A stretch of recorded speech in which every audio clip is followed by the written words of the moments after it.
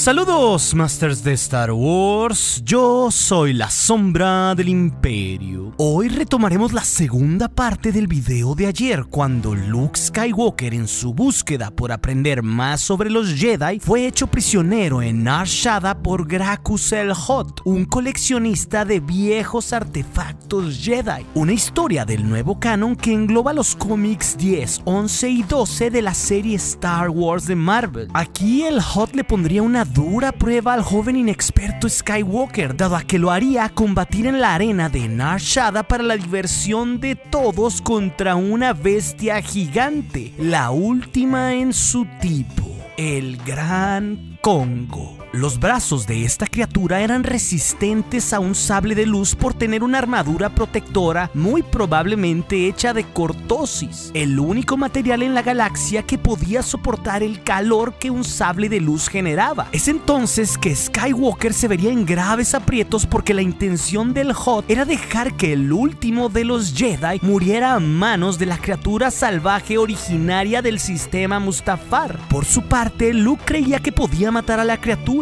y se decía a sí mismo que había volado la estrella de la muerte, peleado contra el mismísimo Boba Fett aún estando ciego, y que claro que podría vencerla, solo debía usar la fuerza. Pero Luke aún no estaba lista para usar la fuerza a su máximo potencial y verdaderamente estaba desesperado porque en realidad, por primera vez, su vida en verdad estaba en riesgo. Así que en un dado momento el Kongo logró capturar a Skywalker con sus garras, y cuando estaba justo a punto de engullirlo hacia su boca, un misterioso rayo salvador derribó a la criatura. Sorpresivamente sería el mismísimo Sargento Kryll, el único agente de Vader entrenado a usar el sable de luz. Y así Kryll se revelaría como un agente imperial encubierto y les diría a sus colegas imperiales que tenían pocos minutos para llegar si querían ver con vida a Skywalker. Y esto, claro está, porque Vader le había encomendado al mismísimo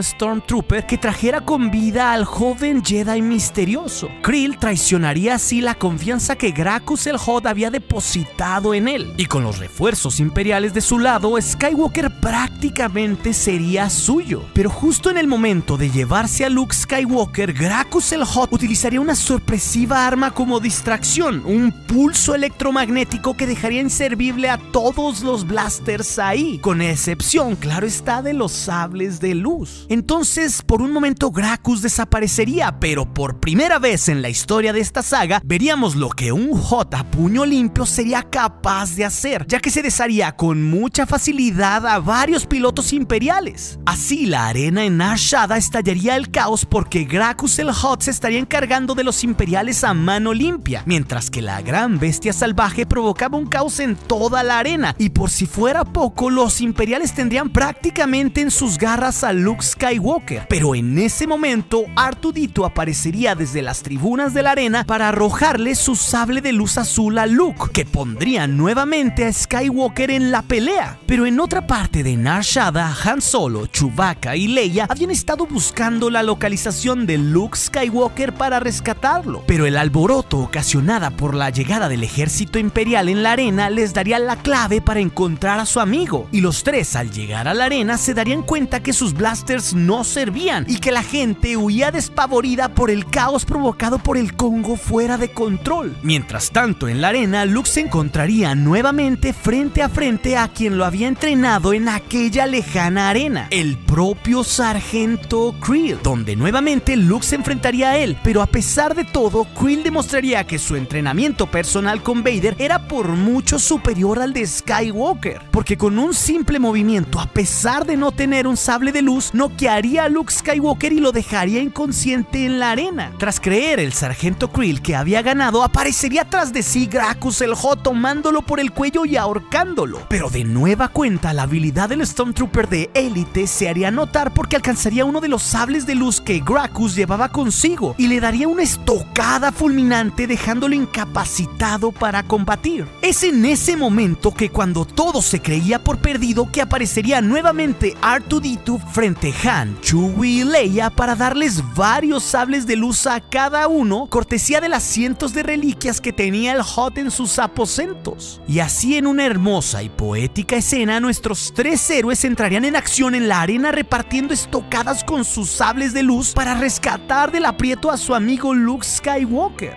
Han Solo alcanzaría a llegar a Luke y lo ayudaría a volver en sí para librarse de las fuerzas imperiales que los asediaban, pero los enemigos eran demasiados, por lo que ante la llegada de nuevos refuerzos el camino más sabio era huir de la batalla. Y así, incluso contra la voluntad de Skywalker, Han le ordenaría a Chewie que se llevara a Luke. El joven no quería dar por perdidas todas las reliquias Jedi que Gracchus tenía en aquel lugar, pero después de todo, el pequeño R2-D2 lograría rescatar la reliquia más preciada de todas para Luke, el viejo diario de Obi-Wan Kenobi que Gracchus le había robado a él mismo y que por mucho tiempo le había servido como guía en la fuerza. Así, nuestros héroes rebeldes lograrían escapar de Nar Shaddaa, librándose así de las garras de los Hutt y de los agentes imperiales más eficientes de Vader. Pero a pesar de todo, el sargento Krill informaría de la situación a Vader para que lo volviera a reinstalar en el campo. Entonces el Stormtrooper le diría al Sith que desconocía aún la identidad de aquel Jedi, pero le hablaría también de las habilidades y la furia del joven Luke, aunque desde su punto de vista aún era un Jedi inexperto y sin entrenamiento.